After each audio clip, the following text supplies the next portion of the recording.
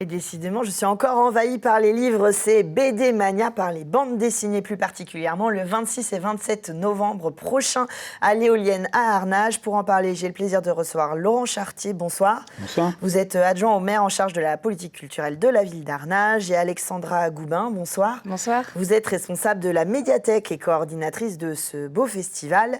C'est la 11e édition, c'est ça ? 21e. 21e, pardon, j'ai raté, j'ai marqué 2002, j'ai raté une décennie.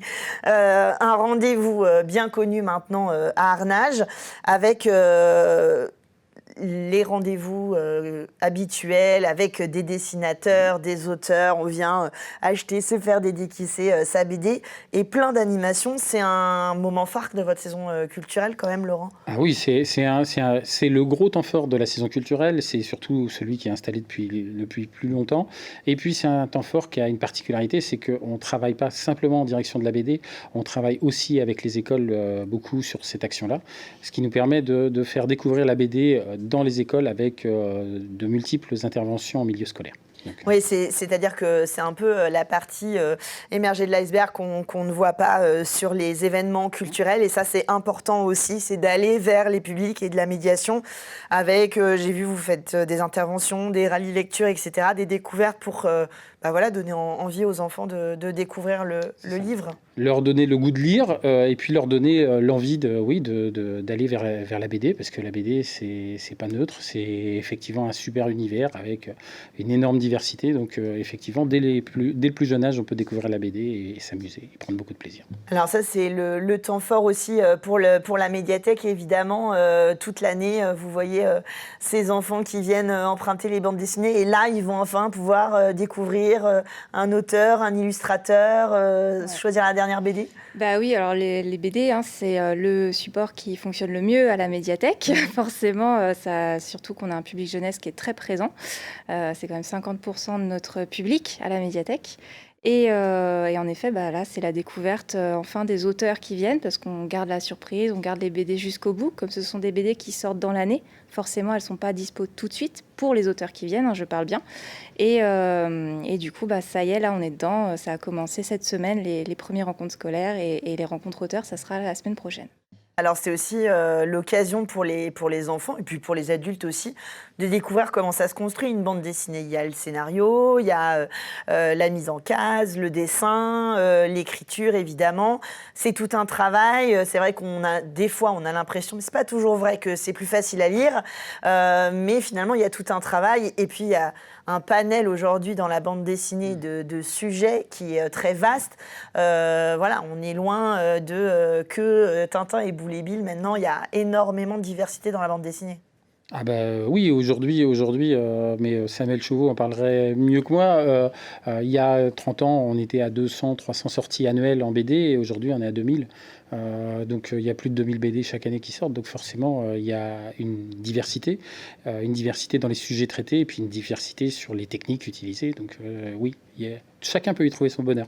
Alors, et puis on est un peu chauvin, vous le citiez, Samuel Chauveau, une des plus belles librairies de bande dessinée en France qu'on a le plaisir d'avoir au Mans. Donc évidemment, c'est le genre de partenaire qui fait plaisir. Alors il y a plein de choses de prévues, évidemment. Vous allez pouvoir passer votre 26 et 27 novembre à Arnage.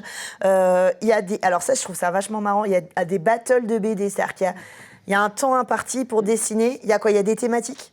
Alors en fait, on a deux auteurs qui vont s'affronter sur du dessin. Donc les thématiques, on va les voir ensemble avec le public. On va les créer le jour J. Voilà, est-ce qu'on dessine Mickey en train de faire de la trottinette, ou alors est-ce qu'on va sur quelque chose d'encore plus loufoque, d'encore plus étrange.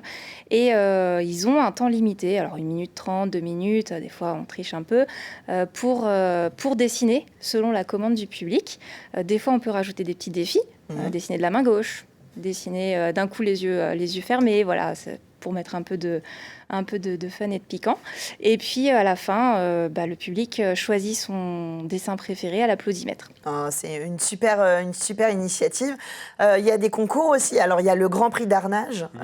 Donc là, vous remettez un prix à une bande dessinée. Oui, disons que on a un groupe qui s'est constitué cette année, qui lit toutes les BD proposées au festival, et puis qui va faire un choix, qui va choisir sa BD coup de cœur. Oui, voilà. On n'est pas des professionnels, Non, mais on prend du plaisir et à un moment donné, on partage nos points de vue et on se met d'accord sur une BD qui a particulièrement attiré notre attention. Ça échange et puis ça permet d'aiguiller ceux qui n'y connaissent rien. Il faut bien commencer par quelque part.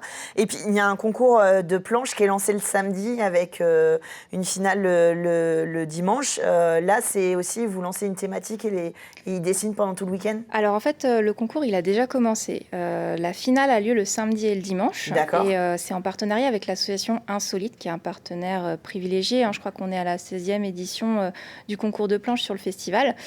Donc les participants peuvent envoyer leurs planches. Ils ont jusqu'au 21 novembre, si je ne me trompe pas. Donc s'il y a des intéressés, il faut se dépêcher. Faut y aller, c'est maintenant. Travailler ce week-end sur vos planches.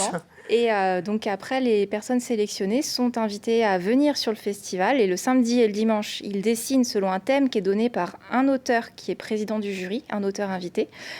Plusieurs auteurs, cette année, c'est la petite nouveauté, vont être parrains de ces personnes qui vont participer au concours de planches. D'accord. Et à la fin, il y a plusieurs prix qui vont récompenser les planches les plus intéressantes, alors sur différents domaines. Ça peut être le coup de cœur du jury, le prix d'encouragement. Voilà. Il y en a 5 ou 6 de mémoire. Il y a la couleur, parce qu'effectivement, c'est aussi un élément important. Il y a le scénario.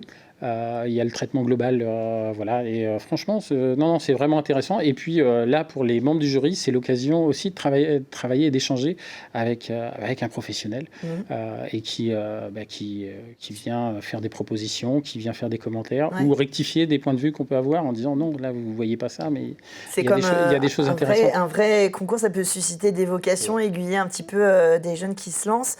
Il y a des expositions aussi, une exposition sur les vampires avec les Cro-Mignons. C'est gros mignon, j'adore.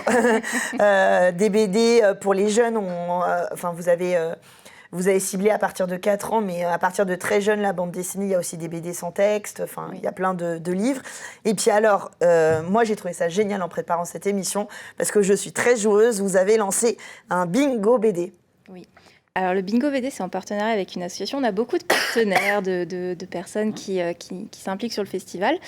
Donc, en partenariat avec l'association Lyra Arnage, qui est une association qui travaille avec les médiathèques depuis très longtemps. Et ce Bingo BD, c'est pareil, c'est en ce moment, c'est en amont du festival. Donc là, il reste un week-end pour jouer. Il y a des personnages qui sont cachés à Arnage chez les commerçants partenaires. Il faut les retrouver. Noter le numéro qui est à côté du personnage, remplir sa grille et ramener la grille à la médiathèque avant le mardi 22 novembre y compris.